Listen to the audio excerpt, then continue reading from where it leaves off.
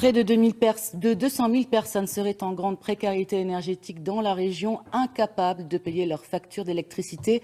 EDF a entrepris d'accompagner ces familles les plus fragiles, apprendre à mieux gérer sa consommation d'énergie par des petits gestes du quotidien.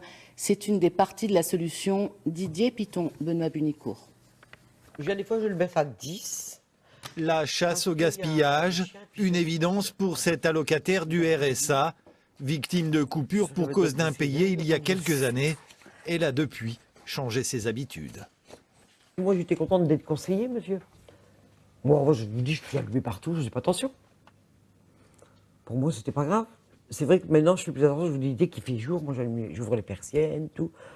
Je laisse pas tout fermé, quoi. Des gestes simples qui lui ont permis d'économiser plusieurs centaines d'euros chaque année. Des conseils prodigués par EDF en partenariat avec le Secours populaire français.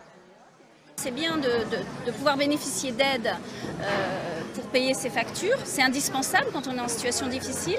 Mais ce qui est encore mieux, c'est de pouvoir faire baisser durablement la facture d'électricité. Et donc pour ça, il faut consommer moins. L'objectif, c'est aussi que les gens réagissent. Ils ont une situation difficile, comment on peut faire pour s'en sortir? Et on peut mettre en place des solidarités nécessaires. Un accompagnement personnalisé et des solutions adaptées afin d'éviter l'engrenage des factures impayées et des coupures intempestives. Une opération de sensibilisation à destination des plus démunis à quelques jours de la fin de la trêve hivernale.